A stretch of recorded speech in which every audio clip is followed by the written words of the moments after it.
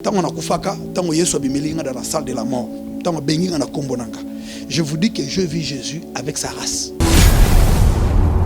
Écoutez, ngana kufaka, mais na zongi na message. Écoutez, ngana kufaka, mais na zongi na message.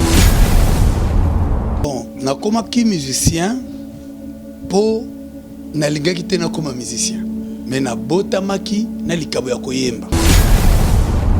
Voilà, papa était parmi les évolués. Il connaissait lire, écrire, Chio Amandus, parler le latin et travailler avec les catholiques. La forme minière de Chikapa.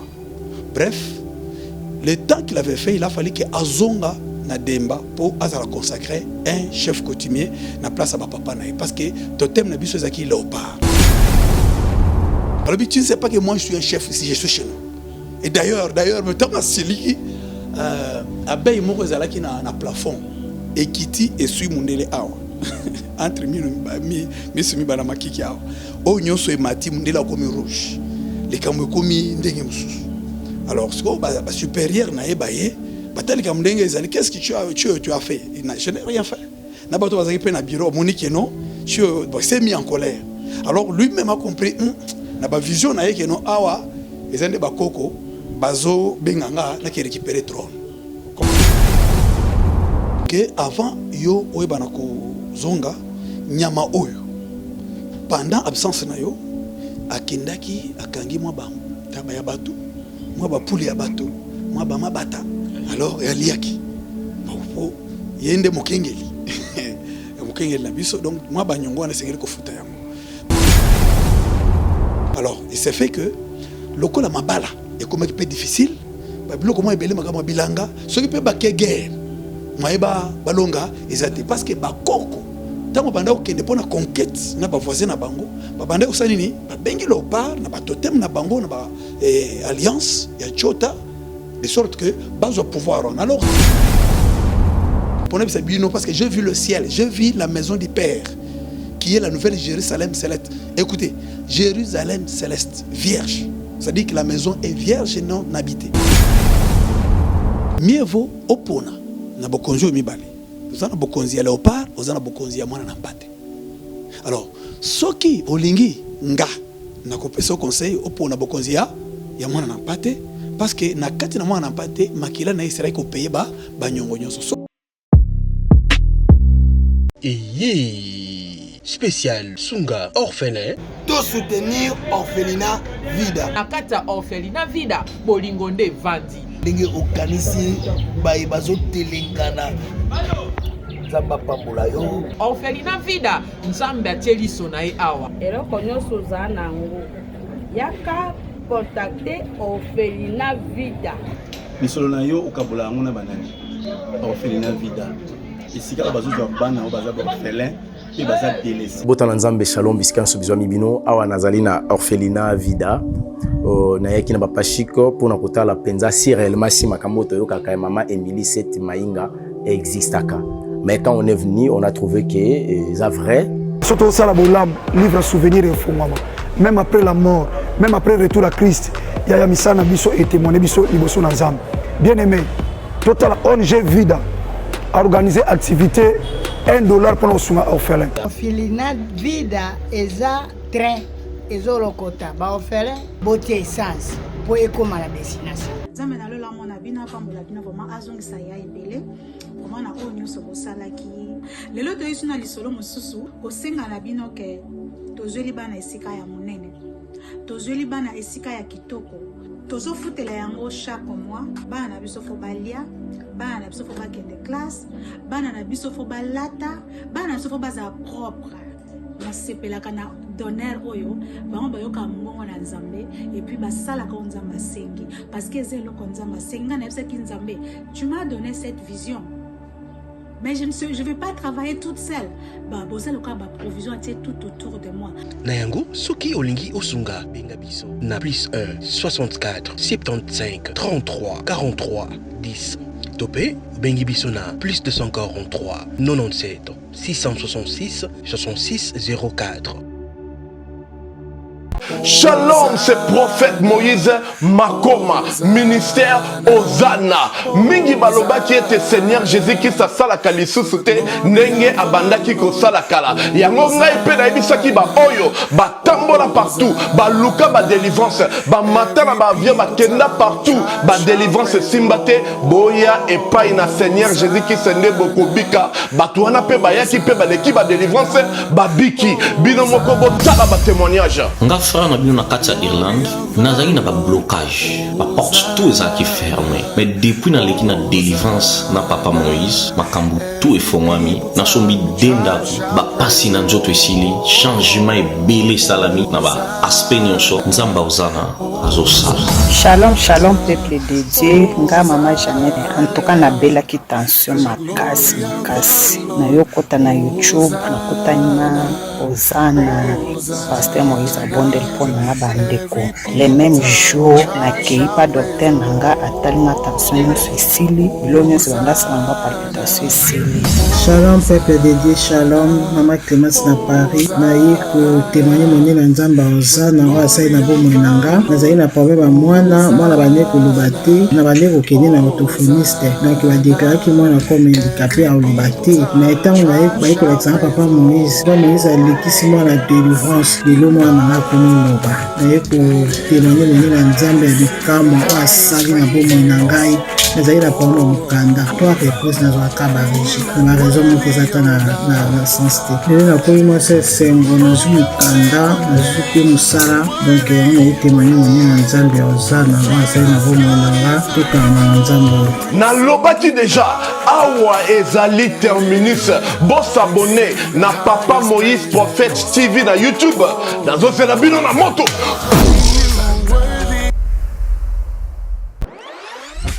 Bozali ebele bokota l'émission de partout na pesi bino mbote. Mbote bala nyonso ya Chebiso TV. Oui malamu na mission na bino réponse à nos questions. Yande ko na bino. Na pesi moyini nanga mbote, moyini bonjour, moyini nanga bonsoir.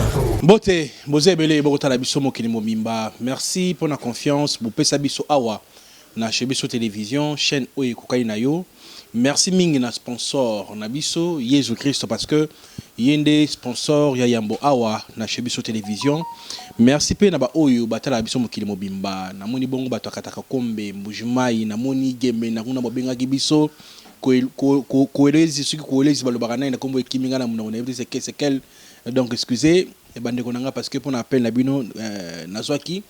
Merci aussi na ba oyo balingaka biso te na ba bato mitema mabe bato oyo bakalia pemba o ba pumbwa na butu bato balinga moto progresser te ba o bavandi na ba via bato batongaka balobaka survie ya moto lokwa bango bayebi ndenge moto na kokufa to kozala te na pesi bino mbote bato mitema mabe to pasaka pe na bino to boto na bino te. Un grand merci aussi à maman Émilie Setimainga Mosi Nzambe depuis Canada, maman Nzamba Pambola yo na nyonso ko sala pour na bana bitike na yango na ko pesa to kobele na mokili mobimba oyo alinga sunga bana bitike grâce ya Orphelinat Vida a contacter biso to pe atindi contribution na po ete bana ba fêter toujours na cadre ya ko sunga bana bitike opération sunga orphelin na $1 ils ont lisusu pour na ko sunga bana bitike. Merci mingi pe na Lidi Mukadi ma femme, merci à mes enfants. Merci na Chris pour la prise de vue du côté réalisation na moni Dinish Mosolo na moni pe Elias ba ko sala musala kitoko bana ko ba bolingo lelo na ile bino témoignage yango bokoyoka yango na banzi yema ko se présenter buluka ko yebaye papa na pesi mbote. Merci beaucoup, merci bien aimé ba onyo so bazolanda ngai o ba moni elongi oyo pe ba ko se rappeler na ba onyo so tango to ko sala série oyo ya témoignage ba ko se retrouver tigete nkolo yeso apambola moko na moko ba bazana kati ya na mboka Congo mobimba ko banda Kinshasa kino na soka mokili ba onyo so yoka lingala kombo na ngai ezali Mbai wa kuchendelele. C'est comme ça on m'appelle actuellement en tant que pasteur. Mais bao ba bakanga kala na biangamaki na kombo ya général Gole Gole. Donc ezali kombo et bengamaki ngai na musique il y a groupe les Bayouda d'Isaïr à l'époque. J'ai dit Bayouda d'Isaïr et non Bayouda du Congo.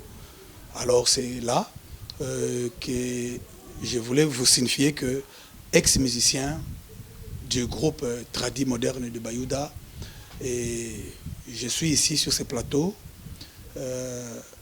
pour nakoyeba lokoza chebiso na lobela bino mayonga na mona. Voilà, mayo mona to sambela ya mboto ban émission na biso ya lelo.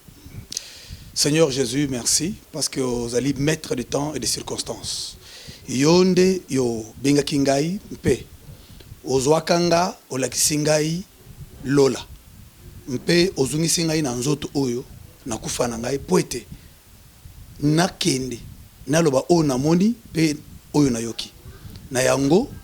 Voici le moment oyo pesingai maloba pourvu que lelo tozo beta awa o nyonso aza concerné ayeba na kokota na kati na lien ya grâce na yo poete ayeba na kobika tika ete émission pendant que tozo loba Molimo Santo s'est manifesté na kobikisa babeli na koyeba na ko mona pe batatola ndenge naza kotatola yo bikamwa na nzela ya émission oyo ezala une consolation interpellation pe ezongisa ba mingi na nzela o basi bakenda ki musika na yo ba nyonso bazaki déjà na bilembo ya nyama bilembo ya kufa ba bik na koma na mokonzi Yesu Kristo tika ete maloba ezala ya yo minoko ezala ya biso na koma na Yesu Kristo amen Amen.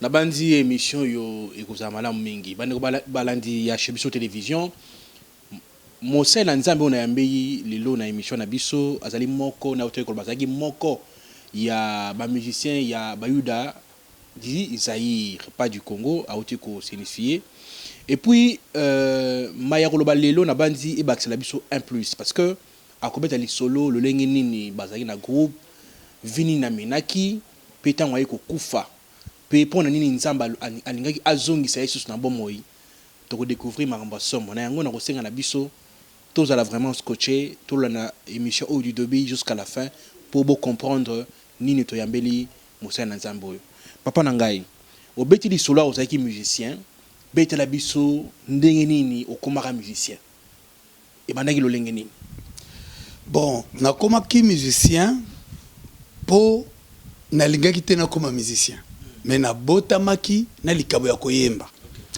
eza kopesa ngai na introduire bino fenêtre moko muke sur ma vie profonde, c'est-à-dire bomoya papa na mama nanga. Omoni papa kombo na ye Chioyo Mbai. Mbai oyo aza eza kombo ya grand-père nanga qui fut dans son temps grand chef coutumier guerrier de Bakwambai. Donc vous pouvez déjà vous imaginer anglo nozoke na bino. Et père Chioyo qui était le cadet, mais il a été choisi pour succéder son père. Donc il était chef coutumier full. Mais qui fut dans son temps, local il était quelqu'un évolué, c'est-à-dire qu'il a étudié avec des Belges, parce que le Loabour à l'époque, ou bien Malanji, c'est là où le Congo est né. Vous voyez, première constitution congolaise est Salimina Kananga, et c'est là où cette nation a vu le jour na Belgo-Congo. Voilà, papa était parmi les évolués. Il connaissait lire, écrire, Chioyo Amandus, parler le latin et travailler avec les catholiques. La forme minière de Chikapa. Bref, le temps qu'il avait fait, il a fallu que Azonga na Demba pour azala consacrer un chef coutumier na place à papa nae parce que totem na biso zaki léopard. Il a fallu à Azonga na trône, ba introniser et puis ba chaye na Chipoi. Et puis va présenter devant le public, et puis azongi la makam. Tandis que le fameux totem ya léopard, ezikisaki biloko nyonso bilanga. Moye bato babuka ezate. Parce que bazoki pouvoir basanini bapesi na léopard. Et puis de deux, bato bazoki na pêche, moye bazwa ezate. Parce que léopard azaki na nyongo. Ozomona, c'est nazolo bien nyongo makila. Allez-y bien comprendre parce que je parle en tant qu'homme spirituel. Et de deux, na maladie ezokota ba vague ya ba maladie ezozwa bana ezozwa basi ezozwa bibali bato bazokufa na nyonso to wana ba koko pe ba mikolo ba ebaki ke awa ezaki likambo moko ya nini ya ko introduire nouveau chef le nouveau chef azalaki tene ta ya vacances wana le trône ezalaki vite représentation physique ya nouveau chef ezalaki te le rôle ezalaki kuna si c'est ba étude na ya bandi ko travailler alors bakoko bandeko ko être réclamé bakoko ça langage na biso traditionnel hein ya ba congolais Tandis que dans le monde spirituel, les bancambois, ouais, les esprits. Donc à cela, ça fait que un jour, dans le bureau de mon père, à Tchikapa, dans les temps des Belges, alors il y a un novice belge qui est venu, et il a fallu présenter dans le bureau où ils allaient travailleurs, parce qu'il faisait ses recherches sur les minéraux, il y a Congo et l'Afrique, quelque chose comme ça. Comme il était belge, en entrant dans mon bureau, dans le bureau bien sûr de mon père, attaché à apprendre, mais curieusement, le jeune homme a osé injurier à mon père macaque. Mais tiens, toi, tu m'injuries macaque. Et tu ne sais pas que vous les Belges, et nous, parce que ici, là, c'est au Congo, et sachez bien, c'est au Kasaï, parce qu'à l'époque, c'était le roi comme Kalamba Mukenge qui a fait taire le roi belge. Vous savez l'histoire de Sozonga. Roi Philippe, le Kakiawa, et curieusement, pouvoir, Ezawapi, Ezana Grand Kasaï. Vous voyez, c'est quelque chose qui n'était pas. Je parle en tant qu'ex-musicien, il y a Bayouda, Nakatina Mouvement Wana, et j'ai souffert, moi, personnellement, ainsi que ce groupe-là, parce que Ezalaki na Kinshasa, on a basé Yoyebi, il y a une génération que depuis 1993, Tokomaki Awa na Gopa Bayouda, Nazalaki, le musicien qui était en attaque pendant Fongolanzela, je rappais en Chiluba, qu'on dansait sur Omenga, Michael Jackson Yabaluba, Gato Bivens Yabaluba, et par le style on a habité, on a extrait, Ocha, ou illustré pas Batubaïba. Parce que l'histoire a changé en côté. Je voulais dire qu'une fois déjà, au besoin de Chiluba, on a Baby Play, on a bandé les Mapichelix mode partout, et on a Moulin Rouge. Ce n'était pas facile. Donc c'était une haine. Bon, des fois, on s'était aimé. Qu'est-ce qu'on a? Alors c'est quoi? Alors ça poussait de poser autant de questions. Bref, sur ce Néangoana, alors il a dit à ces jeunes hommes, il a dit, tais-toi là où tu es, tu n'as pas droit. Parce qu'il a été convenu dans la société qu'un noir a Kofinga Mundele, nani ngulute, cochon. Et Mundele peut Kofinga Mutumundu, makakiti. Alors tu viens, alors toi tu montres que tu es une race supérieure. Alors ce qu'on dirait, Biloko Nae Sanini et la Mouki. Alors tu ne sais pas que moi je suis un chef ici, je suis chez nous. Et d'ailleurs, me tombe à celui Abeille Morozala qui n'a plafond. Et Kiti et Sui Mundele Awa. Entre mi banamaki ki awa. O nyonso e mati Mundele comme rouge. Les kamwe komi ndenge mususu. Alors ce que supérieur na ebaye, batal kamndenge ezali qu'est-ce que tu as fait? Je n'ai rien fait. Na bato bazaki pe na bureau monique non, tu s'est mis en colère. Alors lui-même a compris na ba vision na yeke non awa ezende ba koko bazo benganga na ki récupérer trône. Comprendre. Voilà, c'est un peu ça. Quand il a compris le lendemain, il a fait la lettre, il a démissionné pour retourner maintenant au village. Donc, il a senti que la guerre n'était pas terminée. Alors, en tant qu'un futur roi, alors, en arrivant dans Mboka, c'est le roi de retour. Le dessin animé à Simba. Donc, le roi est de retour. Donc, voilà. Alors, il y a une chose que vous devez tirer attention. Vous savez, quand tu es appelé à une promotion, tu es appelé, là je parle en tant que pasteur, il y a une leçon à tirer. Tu es appelé à une promotion et tout n'est pas gratuit. Tout de suite, Mikolo, Bengiye, non, Yoye Awa. Tu dois savoir que, Batikela qui trône na yo, voilà, et quoi ça va Bokalenga, Nyewa Omushuma Malanda. Bon, lui a fait voir et que non, sa chaise, hein, le trône royal était là. C'est là où on a consacré d'autres rois. Il y avait des peaux royales, des léopards et tous les tenues traditionnelles des cérémonies possibles. Et le sceptre royal, toutes ces choses-là étaient là. Mais on lui a dit qu'avant yo oebanako zonga nyama oyo pendant absence na yo akendaki akangi mwa ba tabaya batu mwa ba puli ya batu mwa ba mabata. Alors yaliaki bon yende mokengeli mokengeli na biso donc moi banyongo na sengeli ko futa yango bon nakoyoka eza pete mais soko kote na mozindo alito inenge kota donc c'est que eza mozindo. Alors le problème c'est quoi? Ils devaient payer les têtes de ces gens-là. qui était déjà été vendu, ou bien c'est Léopard. Je suis en train de fermer ou ouvrir une parenthèse évangéliquement pour te poser la question. Qui est le totem de chez vous? Nani wana ya boko konabino ya libota na bino na carte d'électeur na yo, nani aza chef kuna epa na yo? Et nyamanini oyo akonza kabino. Comportement na bino. Talaka ndenge zalaka. Tala ndenge bo vivaka na clan na bino. Tala biloko komela kabino. Essaie un peu de réfléchir si et seulement si tu es chrétien. Alors, à partir de là, peut-être banyongo ko zalate. Makamozo mona neza makama banyongo te.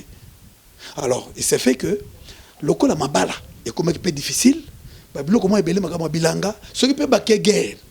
Maïba balonga ezate parce que bakoko tango banda okende pona conquête na ba voisin na bango babanda osanini ba bengi Léopard na ba totem na bango na ba alliance ya chota de sorte que bazo pouvoir on. Alors c'est ko batikala na nyongo bango bakufi kasi alliance etikala na milimo.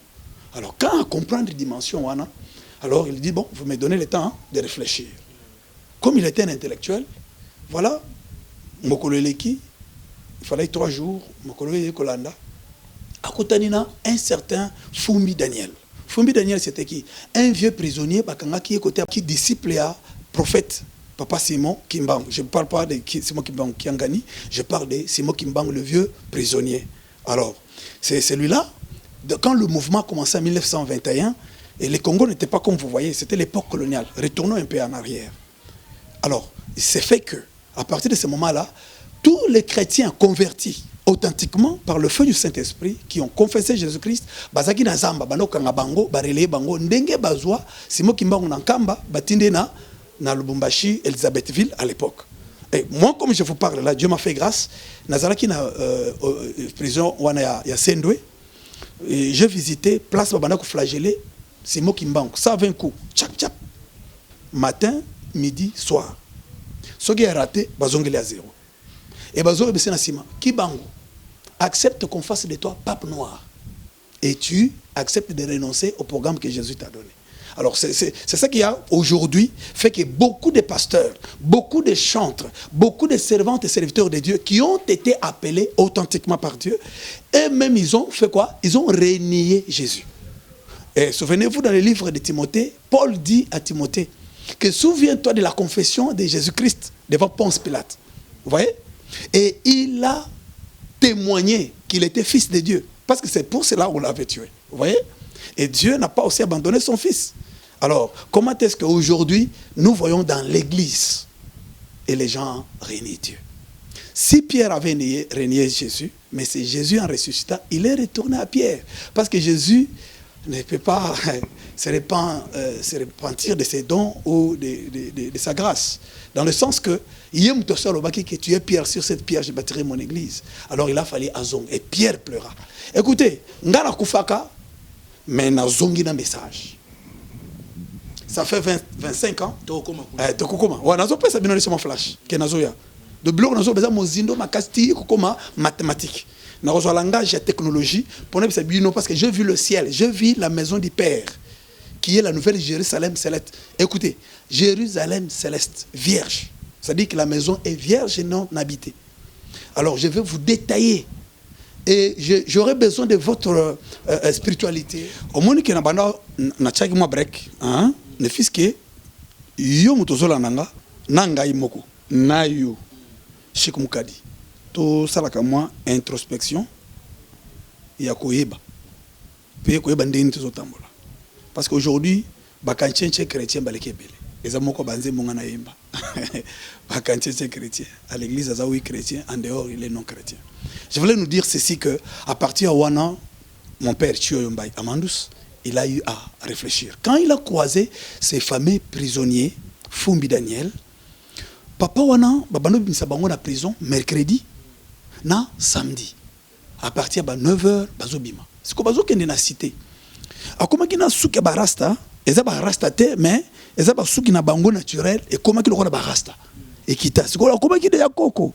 Na nzete na eba mandako kende na cité, bazotea sa malamu de porte à porte. Bazolo ba toujours Jésus-Christ viendra bientôt. Alors, bazo prophétiser au monde qui bakanga bango nde wana ba relega bango vina bango comme na mais ce qu'on attend wana bien que âge na bango côté msoko kende ezala kité. Président comme qui et pas na bango. Alors mais quand même bazo bimisa bango po il va rouler sa bango sur ezala kité bazo ke na cité ba ota sa ngomala ba to ba kabela bango.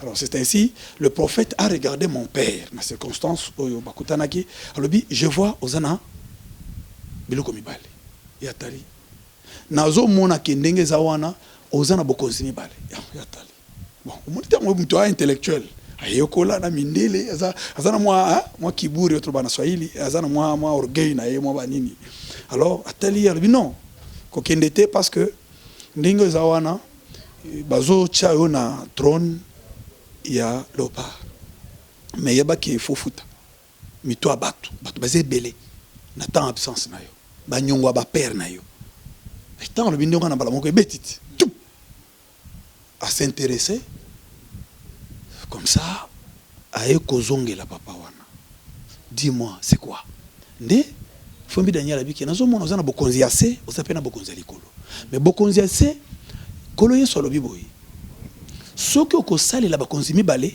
okozala fidèle na moko pe mususu okobwakisa ye mieux vaut opona na bokonzi mibale ozana bokonzi ya léopard ozana bokonzi ya mwana na mpate alors soki olingi nga na kopesa conseil opona bokonzi ya mwana na mpate parce que na kati na mwana na mpate makila na Israël ko payer ba nyongo nyonso soko koti na système na mwana na mpate alors les lions de la tribu de Juda akosanini ako bon lokola ye ba ki penda profondeur ya lokola niveau na bangote ezaki lokola bachara bien alors pendant comprendre mais ce qui lui avait intéressé ezaki moyen de sortie hein ya ye kobima ya kozo pouvoir wana ya agneau mais tandis que ba grand frère na lokola zalaki kade bangutu ba ikado makamutu eza déjà préparé de sorte que ye déjà a condima or que tout passe par la confession tango yo ndimi ne ba pesio ni kindoki magie, tout ça, et c'est la part la confession. Même Jésus,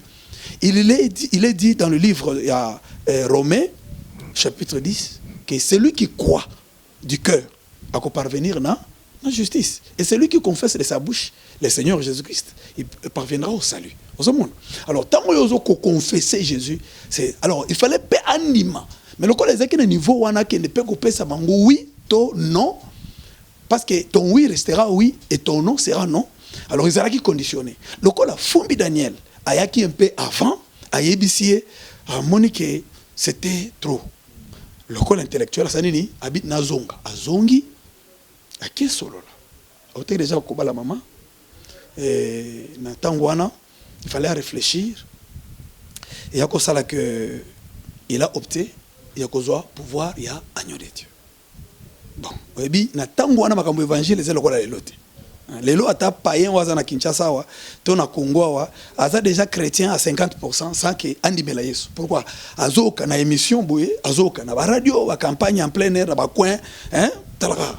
Ozomona. Aza vraiment ngolo wana. Mais problème est que ba to zo pesa na tante, ba zo racheter tante. Alors c'est ça un peu en quelque sorte que Nathan na bango mumpe akangaka biloko nyonso. Donc pouvoir ezalaki mumpe, économie mumpe, ba usine mumpe, ataba bilanga mumpe. Donc c'est-à-dire que façon na bango et puis papa disait aussi que ezalaki na bikeko, o ezalaki na ba église catholique, ba che yango ba che ekoko ya Marie, ekoko ya Joseph na ya Yesu mindele.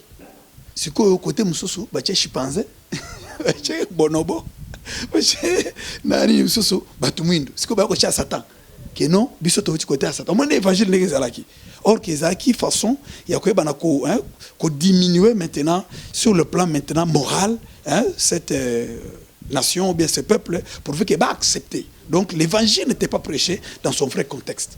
Alors quand Dieu suscita maintenant Simon Kimbangu, alors ça a été maintenant la façon de faire de Dieu. Il n'y avait pas l'évangile de noir ou de blanc. Ça, je vais en parler. Tant on a kufaka nazo pesa mo go.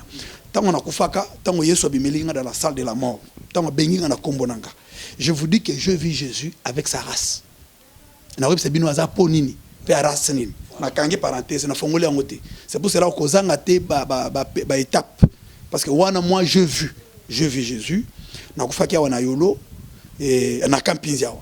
R76 place Seja Bayuda makambo nazolo ba vérifiable eza makambo mama mete ba ebinga na monde entier ba ebi donc je ne suis pas pour nani no bete biso li solo ya chef coutumier ils ont un rapport nini na témoignage na yo nazo sabino siko par rapport ya ko laksa barasine ozomona barasine nanga c'est que oyo nga naza ndeko komela bana nanga ndeko komela bana nanga parce que nde naza boye naza na biloko bele oyo mokili c'est-à-dire que naza na ba clé belé ba réponse à mokili mobimba je sais pas si je peux le dire comme ça dans le sens que je suis passé par ces choses na passé na bokoko. Est-ce que vous comprenez? Dans le groupe Bayouda, je dis merci au Seigneur Jésus parce que en passant par Bayouda, qui m'a fait introduire dans le groupe Wana et qui tant au Bayouda d'Isaïr et Salemi, Nazala qui vraiment au centre, j'étais là. Nazala parmi co-fondateurs de Bayouda d'Isaïr, oui, Nakolo Bandingi Wana parce que Ezaki le tout. Au Bajibanga Juif, il y a mon Bimsaka Mbongo, Nakalala Massas Manager, Ndazori Lima Wakuchila, Kadio Yosuri, Mbatabata Kufa, alors Nde Ngape na Kukomawana, Bayouda et Salemi. Nde Tuyokoya Awa, Nani pour la conquête nationale. Eh bien, Motomoko Akoloba le contre exact. Mais Nazalaki na milieu ba chef coutumier. Nde na viva ka na milieu ba chef coutumier. Ce que Makila na ngaya bu chef coutumier. Vous comprenez? Nde bendinga kuna. Mais nga Nazalaki conscienté. Papa paye moi kufa ayako bondela pe ponanga. Vous comprenez makambo de sekondi siko makila wana nde bendinga aden wana siko numéro nanga ya makila nde bendinga kuna. Donc c'est ça un peu donc il faut comprendre que makambo nyonso ya molimo soki yo yebi ba origine na yote oko subir et puis oko passer à côté ya nina mais tongo yo miyebi ko combattre parce que tu as la connaissance. Voilà.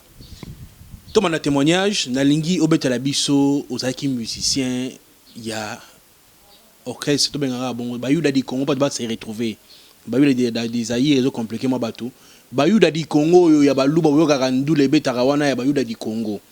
Mais non, succès au Bosala à l'époque bokota bikota ko to bike succès ezamakila succès ezali il faut bokota bikota kota yo obetaki akapela moko na nzembe mo na rutira bato extrait ezaki mozo rapper na beta ba oyimba pe père nanga musuyi mungala nzembe mo na kati kuna boyimba mais yo moto rapaka isalaka succès akapela wana et okotaki na monde nini pose succès wana te wana ezaki groupe ya Bayouda d'Isaïr ozomona. Je me rappelle, c'est comment on t'a rendu le baron avec que papa a fait en tant que pasteur et non chef coutumier. On a côté Lisabino, côté Tozokinde. Je me rappelle que tant Tokomaki, Tokitia Wanandolo, Tokomi na Maingalou, bah comme un biso na Borev. Na Borev, Tokutana un grand chef coutumier de chez nous, Kalamba Mwanangana. C'était le grand chef.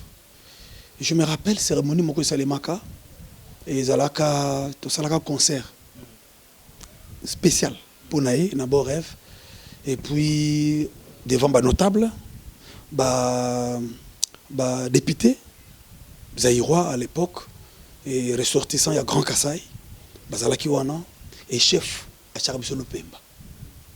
Bon, au moins temps tozaki bana. Alors nous on comprenait pas à mon niveau. Et tango ya tout ça ezalaki nde pour la promotion ezalaki nde pour na Lupemba mais tango zo ba Lupemba nde na zo ba boyi donc chaque promotion est à gratuité est-ce que vous comprenez ce qui est gratuit ba ko sio tango ba ya ko récupérer yo ko sutuka déjà on commence à la perte. C'est pour cela cette émission est destinée à ko fongola batumisu. Alors tango ya chaque biso Lupemba ndé ngwana simanango sinon makambo efongwa maki na osho wana na zo soki ucheli baya ezaki mystique mbongo ba chependa mbongo c'est wana bana lunda des aki na concert Bayouda opesi mbombo boy voire même Manda Mobutu azaki né d'une mère kassaïenne abanda royale mo Monica en plein concert bopia courant katani oh mwana ko yazalia c'est que mon dépasse donc côté penda boya ko yoka Bayouda. C'est que on la réseau noka donc danger. Alors nanyo surtout wana en fait nga biso zakina blé mais na habité entre guillemets mais ce qui est vrai nazo fongola ngo boy na maïla mukolo pona ko loba boy soki osomi mutuka na yo ochango na nzela e mutuka wana ezangi matricule ezangi ba mikanda nyonso wana okomona ka mutu mbosa nini akatelo lo sako wasa nini asengi yo mikanda soko oza nango te baokanga ngo bache pembeni mais soko oza en ordre si oza en ordre na l'état c'est-à-dire que nzela ozotambola eza l'état oza na voie normale nazopesa exemple mosusu soko okende na wenze ndenge toza na zando awa po ozwa mesa kende kaka na chef ya wenze baselomi mikanda bapeso passe na ndenge pe ezalaki na Kinshasa atango toyaki bayuda mpona kotia libaya ifalaki kaka omona bapigme ya zamba kwa ezaki mpe ndenge wana meloko bachef coutumier ntango azopesa lupemba ya baoyo nyonso tu oyo bazalaka baressortissant na bokasa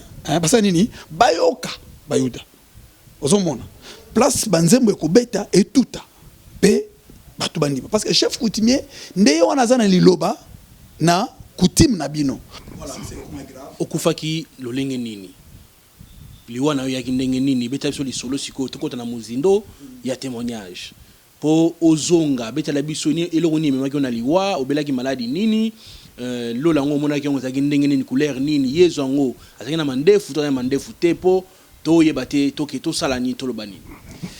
Bon, à partir de ce qui me concerne par rapport à liwa ezaki que Bible azolo baké la mauvaise compagnie corrompt les bonnes mœurs. Et comme dans 1 Corinthiens chapitre 15 verset 33 et puis aussi le salaire du péché c'est la mort.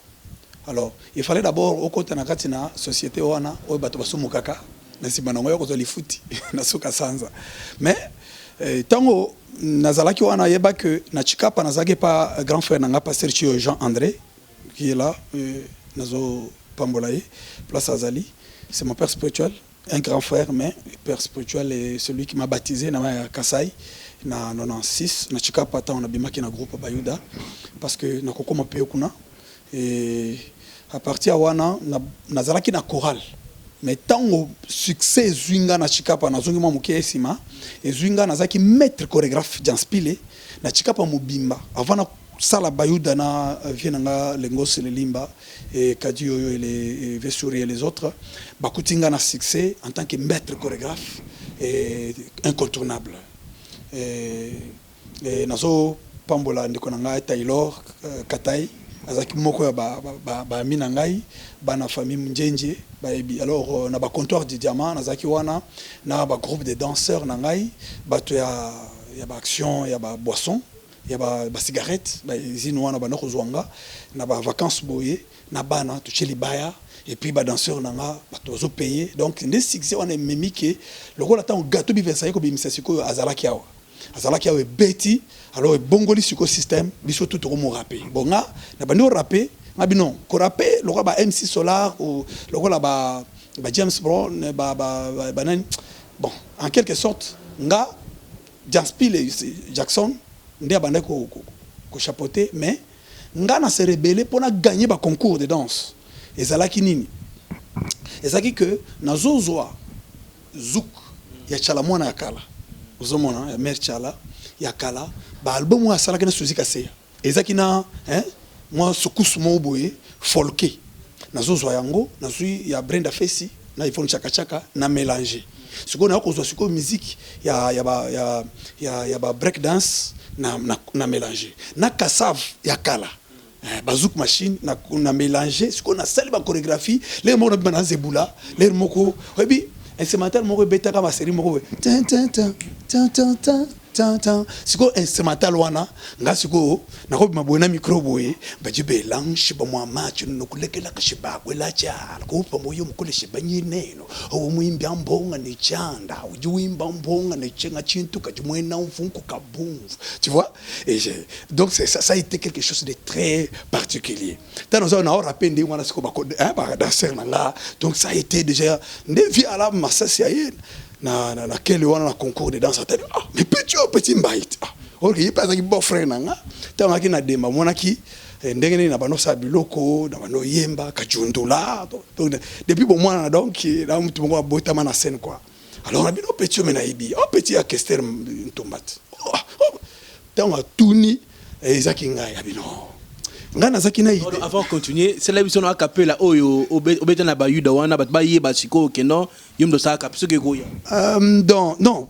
Koya eza toujours la même personne, non? C'est la personne en moilo wana bat baye ba keza yo. Non, le problème c'est que c'est Shit Katende, l'album Shit Katende, nde ngwana to embaka. L'album est Simba, tout ça là 2 albums et Simbate, na Bobongo Star, Simbate, mais tout ça là est pas album le PP, nde ngwana Simba. Ole ya kubete lokwa bayuda ngamona beta la wo ya fumu etu yezu kijibwe jamu jitumba jakasu esko ko edenga lobi amena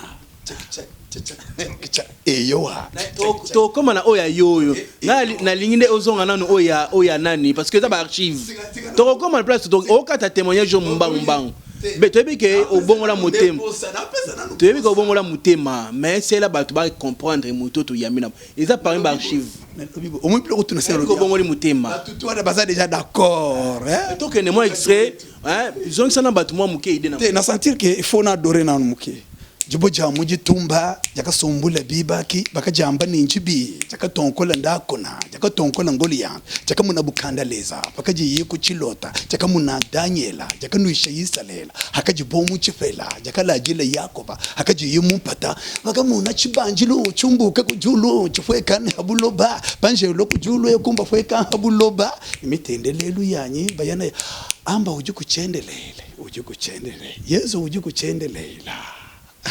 Ça, c'est no comment, c'est du rap, folk rap. C'est le style que j'avais introduit dans le Bayuda. Sotali na concert wana mamangeli avec Zach Lebaba Baswe, on appelle ça extrait, et Zach rap Yuda. C'est ce que il y avait que non le Bayuda d'Isaïr, hein, et Zalaki na Masarangai James aux en France, yende ayaki na style ballet national, danseur, Zalaki c'était vraiment terrible.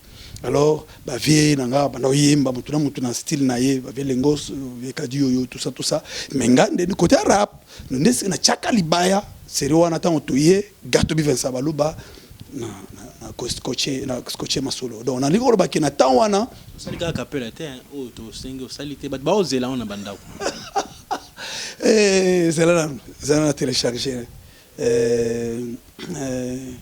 bon ezana lo moko Kaluja Bwaka omoni ezaki na wana tochema parenthèse hein parce que tozongela tango wenge kabwani lokonga na sala déjà kombo ezaki no côté oyo wera regretté Bill Clinton. Bon, je salue Bill akino auta na terre ando ba mulbakini tangu toziba banzembo ka bongo mbaye wana déformant ngokutu chuluba wana zaki chuluba ya mobimba te donc Bill yomoko yibika ke non chuluba yimba wana yangote mais c'est ça a été ko peso ba correction mais sinon ba tout balinga ki chuluba en fait tango ba ko zwanga pa via la masasi ayo ko manga ke na kende pas JB wana bazo ke no sala TH fallait ba sala Zénith le ngal ko la maître chorégraphe le quoi danseur musena ça déjà kombo na parcours na kacha bayuda mais ko bela nanga na belaka wana ezaki du boma il faut nazolo bango bien pour nazuba ba frappe pendant 4 ans na CNPP na telema batu bayebi nazana ba singa courant wa pota na nyoko mingi pona lo ba makambo nga nazolo ba vous devez comprendre que c'est pas facile tango aux un message spécial l'ennemi à côté kaoté la linko lo ba na tango wana c'est dit que tango via yoko zwanga oh ba ko pesa mazanto mona car na palais yo to kende okota mfuma kono or que anjo bimela kingalo baki jamais obi que to kende tito comme na place commerciale na ring so zaki na mbese ke wana no lo centre nganda to bimina vie boeti to komi wana obi ke na moni muto na liboso nanga makolo elembi aboya parce que nde à partir on ya ke et pas JB azu ba animation ça ni après ça on a Kaluji nde abeta ndungu wansanki bu d'accord kimbabu sumbe kuna kwende chilembi ansensa lwa kutusomba mwishi mwadifu dutuhunga neba c'est ça un peu donc c'est extraordinaire bon bangosko bazoye mbango ndingwana mais nga kolo biloko wana na vinda nga ala masasi na ibanginde ntu banako ko sala ngo en fait eza style asika banako ya zo souffrir nanu mais nazana sengolelo zamba chenga koto lokola ndenge ya sala ki Saul a commissaire Paul koto lelo musique ya koto ya koto nde masolo ya Yesu nde bato ba comprendre malgré oboko yembela bango sikoyo tango okufaki toto basiko suite ya kufa na yo okufaki ndenge nini pe omonaki Yesu ndenge nini.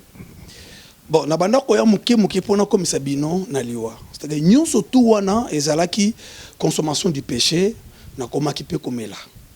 Tango banda ko loba keno yo ndenge ndini batutu ba mela likaya wa mwa chambre chichampa zododo na l'époque zododo ezaki na nte penza na ndenga lelo. Alors ba drogue nyonso tu ezalaki ngana mwana pasteur na mela bilo wana te ngatala na ngaya naturel tout ça. Et ya ko sala ke mkolomo na matonge to salaki concert mo boye concert wana salaki que baye ko proposer biso que non chungwemba hein tango zonga ki na poto falaki asala concert moko boye ya intronisation bato ana mongo bayaki batetela pe bayaki ya le bino ngana kasayen il faut na benga bayuda omoni bayuda donc ndinga grand kasai baya pe ko yemba falaki to sala lever des rideaux ezaki na stade Kamanyola à l'époque c'est que tant to komi wana pas la tour na biso ba bengi biso tomati wana ba vie ba introduire wana oh kinda bamba obiki ba tujuso na ça bolongwa muluba et c'est moi des autres moboy ne via tout bon général golé petit na les gana no kasi yo vandi sa masolo boso na leki iratakate na leki mbala moko na bandi ba rap mbala moko tout ça Michael Jackson nde terrain fongwami to yembi et puis ba ve ba ko ya to yembi to sali spectacle ici. Alors à partir wana zana mutu mo bando landelanga yeko sala que wenge 4x4 ba bengi biso na bandal wana zaki en plein air za concert mo boy nandal et na terrain municipal. Alors ba bengi saki bayuda ce que ça que non je bien piano alingaki pe quand même hein moko fula ka ba kasayen groupe bayuda élévation hein ils arrêtent toujours ndenge wana. Alors na occasion wana na opose en kangote to beta ba maso zaki na bango na se ya podium ba mela noir na dege moko na tikalo monati siko entre temps pas moi qui peleke c'est moi ko banga ezalaki mais lokolo ezaki wenge bon ngana sina décider na mutu nanga siko esali meka ndenge wana to bandaka musique boye ba vie ba bandi na grand charme mbala moko et ça là qui bien te public banda ko supporter ba lubati ozomona mbala moko et ça les misusu ndenge ba ko aligner na bandi musique na sali spectacle et tout ça allez attention ekiti ba accepter nga allez de ko décoller à partir de kolwana et c'est to ozonga sikoyo na yolo na kan na biso mutu moyo landanga abino petit ndenge ozawana to jumela ki ozana talent danger. Et puis, mais tout le monde n'a pas jamais la biso mutakala et petit. Tinde on a petit on monde ba grand kisimbi, ba grand monstre donc ba grand baleine, bazalia yo mona que non peut-être on dongo zo boulé musique za ndingo na te petit. Il fallait kaka oyebela. Bon, fongola kaka nde évangéliste à Satan. Parce que betanga penda moi ba énigme pour nga pona fongwama yepe a poser plan na tant que bande wana non ndenge za wana omoni mondo yo zo telema ba grand maître simba micro ba nini donc ndenge za wana petit il fallait ozalana antiballe faut ozana bouclier parce que pona nini pour sécurité na petit sino ba komela yo lokola ngongi na masanga d'ailleurs kuto yo vie na yo ayemba ki non mbonki mbo ameichi tema donc pa jibala ji ya ine somba chikwa buku ba jangi donc ndenge za wana ya somba ka voix hein na ba wei petit donc il faut yebela siko e bando betanga bon na salo kana zo bwa kisa e simbité na ke na replier na réfléchir donc siko faut ngana ko tuna e siko na sala nini nango e ko sala que na peur de confiance kobanga mati donc moni Satan travaille na kobanga bouge comme mutu ndenge wana doit déboussoler entre temps ndenge nazalaki wana parce que nazalaki tout le temps nga mwana pasteur nga sala musique akisite nga mwana pasteur bon so oza pe mwana pasteur yo mutu zola nga oza mwana pasteur yeba ke place na yo eza na église et tant on peut oza na église ko la diable à côté na église lelo yeba ke to ça la nzambe na sanctification et nzambe appelle ça Saint-Esprit. Ce n'est pas l'esprit de timidité, après c'est biso paye ça payer par rapport à makila naï. Et si nous mettons la praticabilité, la parole de Dieu, et notre salaire pointe à l'horizon parce qu'il vient bientôt pour payer à chacun selon son œuvre. Que Dieu vous bénisse. C'est ça, Ndé Salemi qui est Ponanga. Le roi, comment vivre awa, et curieusement, tant que biloko wana le belinga, na sala roi na zo bokisa. Et pesinga ba souci. Tant que souci est koti, na bandio mela, masanga, na bandio mela le pipi, comme la cigarette, ndé vie na ngamba tabata. Wana donc hier bando mela diamba na kibulubulu. Donc ndé ayoko initié biso ngai na petit na Jules Kanou que je salue. Donc Zaki Somo to bando mela diamba donc et puis il y a que vie où tout ça qui n'a on a yolo bon basi la musique on a les algo la permis quoi. Alors en fait et comme la kinga et moi passe ce qu'on a souci à quoi il fallait na zonge la vie wana. Qu'est-ce que vous voyez des andengini ah petit il faut fongwama ndenge za wana donc tout le monde a na bando za succès petit ndenge za wana il faut ebela bon talaka ba vie na wana donc talaka ba maître ba vie wana donc ba terminer ba posoigner ma donc ndenge za wana petit aux années loroté donc il faut si vous regardez aujourd'hui ba musiciens ebelé mingi bazo mi cachete hein bazana batu bazana science songolo hein bo bazana cinéma ba mouvement songolo bazana magie songolo bazana bokoko songolo bazondi maye bazaba chef coutumier bazaba magicien bazaba ata bazondi maté. Écoutez, il y a toujours un seul qui va rester, c'est Jésus-Christ de Nazareth. C'est pas que biso le lot de melier sous toza la faiblesse. Na défier pe mutute. Problème est que ceux qui peut au kufi na webisa bino ta ngana kufaki na masumu eloko nini banozelanga liboso wana. Pour musique au sepisa no bato. Mais na sima na yango côté kuna ya somo ya passe. Voilà Cheikh Mukendi na bando kota ce qu'on a témoignage. Ndé sali que tant vieux wana lobi ndenge wana je me suis rappelé na nini. Tant tozaki na école primaire na Demba na 6 minutes pour tout ça épisode 1. Ningo kota moi muke na ndengo kufaki potokata au minute. Il faut ce qu'on a loba réalité bakisi parce que ndenge na pesa kama boko nanga ba chanzoloko kotinda kwa nganga ne porte d'entrée sanini oyo pe makinga na liwa ozomona parce que na makamnyoso mutundi afongolaka. Donc la Bible dit la vie et la mort sont au pouvoir de la langue. Ceux qui ont limité Satan kokotate. Et voilà, tant que le loko on pesinga ko banga na ba souci on a tout le temps noir tout ça andé et pesinga mais tant que lobby tant on a ke panae de sorte que zaki na matonge wana de sorte que yesu ko alors tant que tu na comme panae non petit ndeza bo il faut kaka banzolo ko banini ma bouclier na lamba yo petit pour na zomo na venir à danger. Et puis et ça que na tango wana Vierigo Star et na maman Bilia na saluer. Et ça là qui est dans le salon Maman Ngebi. Vous voyez, balanda qui en direct na émission Azakle Bababasso que je salue encore. Et puis ça dit que bah eko benga na même ligne. Toké na même ligne alobi na ça na projet mo boyi. Babanda o yembisa Stino Mubi, hein, na album ya Mejengoi. Hein? Nzembo wana sala imiter Michael Jackson. Non petit oyo apena encore baluba balinga langue na bango petit pena Michael Jackson na mobimba pena donc Michael Jackson a zaka muluba. Donc petit donc asa vraiment type ana ba rap bezo mata donc petit yo asa PBCB jabo asa bogar donc danger. Alors on a na que de cheval nanga hein moi penki donc kita donc genre moi ba no chama ba mayaka ba nini talaka. Donc to sololi via fongwa mi alobi non des abo il faut to voyager na yo to ke na Belgique et puis tout ça entre temps viengeleka avant kufa.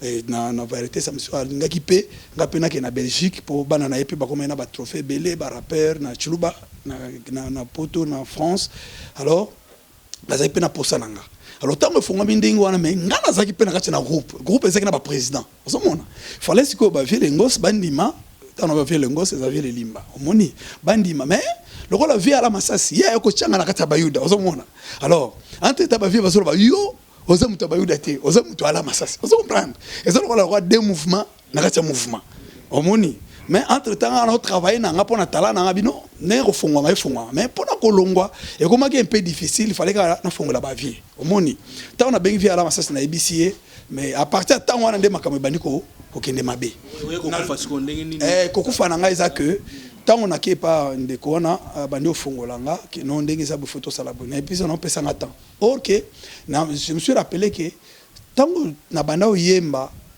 na bomwana ba repéra ki ngai omoni na tant na biso to zaki bazairo ha biso puta na tant bazairo na yopet yo zairo ezaki siko na jalelo nga siko depuis école primaire na banda ko animer biloko ya jalelo ya Mobutu omoni na drapeau wana makino na okata danse papa et puis nde ba chekinga bidel siko partir wana ba jeune mo ba sepela na succès na ngate omoni siko na kati ya ba récréation ba lokanga ba bagarre mususu ka yeko bisanga non tokende na côté ya pension wana kacher moko aza côté kuna akendo ucha biso biloko talanga na za tête dans les vides ba chenga tonga awa et tout ça biloko na ko protéger yo na kindaka na lo ba iloko yo po e combler partie wana et ko pesa mutu moko maele wazola na ngai po na moni ba kisi na biloko na protection et matimo mingi.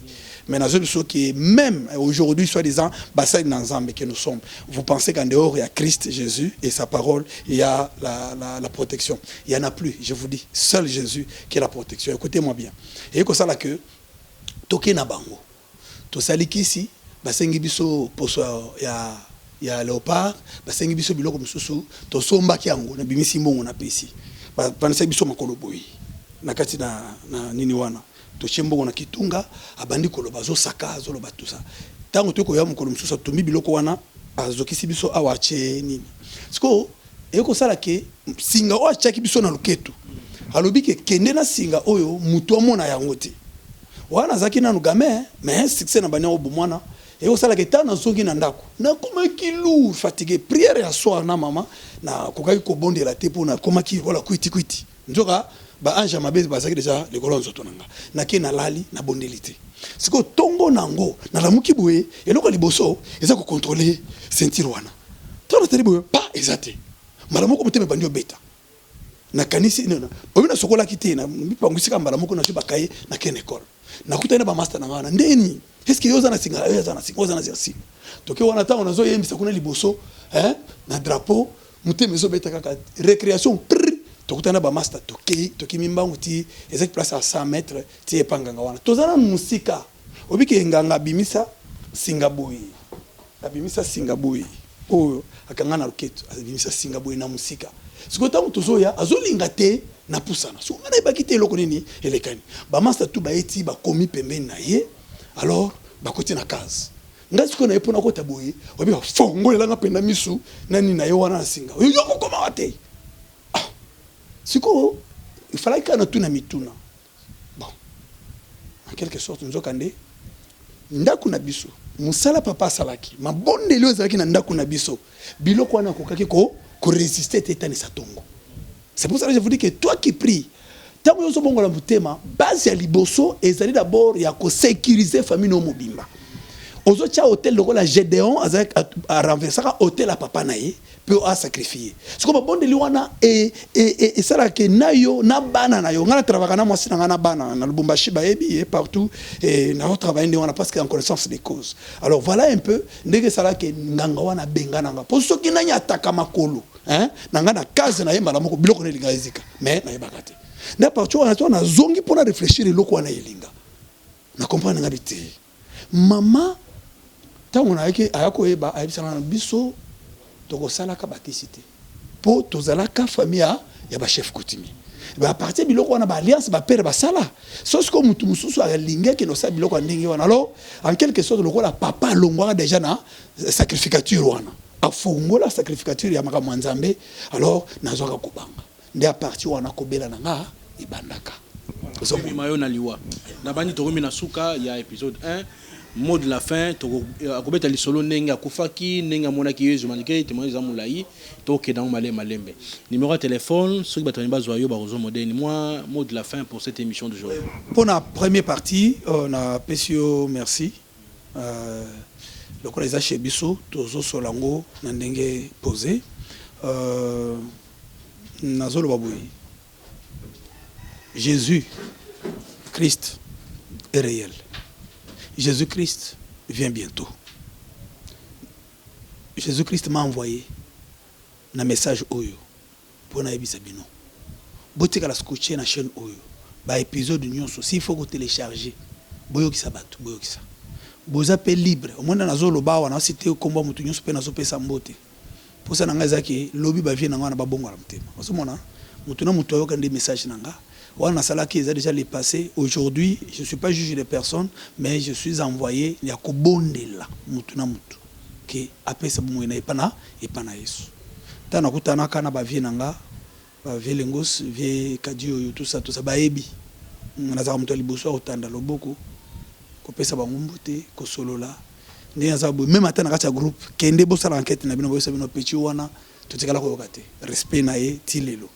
Alors voilà, c'est un peu ça à gauche ndé okokenango tout droit soko komi na suka au tourner à droite deuxième parcelle au moins église sabbatique spirituelle et ils une église missionnaire de Tobandikuna. Alors en même temps ici à Lubumbashi c'est chez nous, c'est chez moi aussi. Alors vous avez besoin de moi, appeler, édifier et puis contribuer, to continuer ko panza sango oyo. Vraiment à la prochaine, ne manquez pas. Je veux parler de la réalité de la mort, qu'est-ce qu'il y a, comment autant dans mon pépé, la salle de la mort et puis les esclaves de Satan, comment va souffrir et comment est-ce que Jésus met à Paris pour m'appeler et puis nandaku oyo ezali kolo ndako waneza na libandi awa na monaki montagne lokola pays na biso mobimba mais ya mutu atelemi debout awa ndako wana etongami, c'est du jamais vu. Je vais vous parler des choses et vous ouvrez la Bible, vous vérifiez. Ce n'est pas des blabla. Je vais en parler très très bien prochainement. Que Dieu bénisse. Merci mingi nandeko motona nzambe na nengo zwa kili bakyo otala biso ya koya koleka na émission pa na biso na chez biso télévision. Merci na abonnés na biso nyonso plus de 153 000 abonnés na pesi bino mbote. Merci nandeko Chris pour la prise de vue. Nij Mosolo namoni Elias du côté montage et pour réalisation. Merci pe na sponsor na biso Yesu Christo sponsor ya Yambo awa na Shebiso télévision yo lingaka okoma na succès logo la Shigimo Kadi olingaka batala yo lingaka nga yebi nanga kisite yaka uza sponsor na nga biso to kaba ko fele na pesi batamita mabembote. Merci mingi na mami Melise Tsemainga Mosi Nzambe na nyonso ko sala pona Shebiso télévision. Merci pe na orphelinat na yo vida oyo ko sunga bana bitike moto nyonso alinga sunga orphelinat vida to benga na numéro wana po ete bana balia nzamba ko pambola yo. Merci pe na ba oyo balinga kabiso barata ka be émission na biso te de partout mbote na bino.